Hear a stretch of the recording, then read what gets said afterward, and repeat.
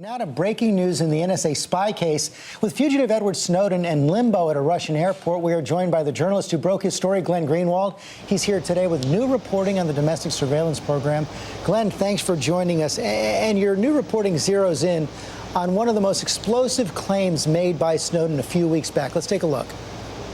Well, I, sitting at my desk, certainly had the authorities to wiretap anyone from you or your accountant to a federal judge to even the president if I had a personal email. Now, that claim was denied by intelligence officials, and the chair of the House Intelligence Committee, Mike Rogers, said that he was actually lying. But your new reporting, you say, bolsters Snowden's claim. Right, George. One of the most amazing parts of this entire episode has been that top-level national security officials like James Clapper really did get caught red-handed lying to the American Congress, which everyone now acknowledges, about what the NSA is doing. And it's amazing that he not only hasn't been prosecuted, but still has his job. And what that does is it lets national security officials continue to lie to the public, which is what happened in that exchange you just referenced. The way that I know exactly what analysts have the capability to do when spying on Americans is that the story I've been working on for the last month that we're publishing this week very clearly sets forth what these programs are that NSA analysts, low-level ones, not just ones who work for the NSA, but private contractors like Mr. Snowden, are able to do. The NSA has trillions of telephone calls and emails in their databases that they've collected over the last several years. And what these programs are very simple screens, like the ones that supermarket clerks or shipping and receiving clerks use, where all an analyst has to do is enter an email address or an IP address, and it does two things. It searches that database and lets them listen to the calls or read the emails of everything that the NSA has stored, or look at the browsing histories or Google search terms that you've entered,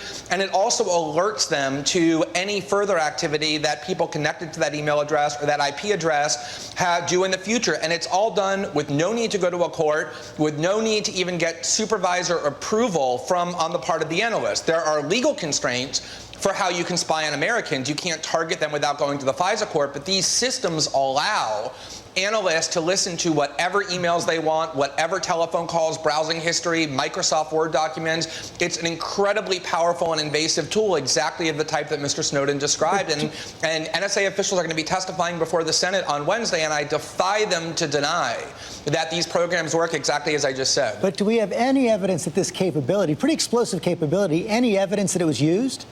Well, there's lots of evidence that there's been abuse on the part of the NSA. There was a report actually by your network, ABC News, and Brian Ross from several years ago, where NSA analysts, low-level ones, got caught eavesdropping on the telephone conversations between soldiers and their girlfriends who were stationed in Iraq and America. There have been reports in the New York Times that the NSA has wildly exceeded the scope of the legal limits that the law allows.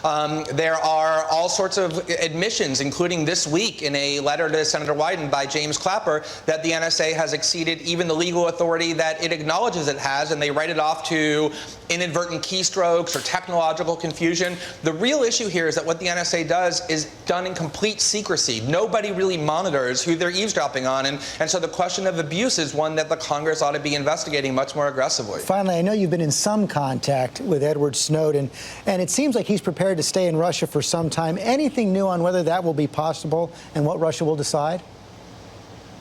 Well, I think that what has happened there is the United States is applying lots of pressure. It's probably at this point just pending and will pen for at least a few more days, maybe a couple of more weeks before he gets the papers he needs. But I think at this point he's actually happy that there's no news coming out of Russia, because that allows the focus to be where he wants it to be, which is on the revelations about what the NSA is doing, the incredible debate that took place in the House of Representatives this week, where liberals and conservatives joined together to oppose NSA abuses. And so I think he's content with having nothing happen, so that the focus isn't on him, but is on the substance of the revelations that he came forward to shine light on. Okay, Glenn Greenwald, thanks very much.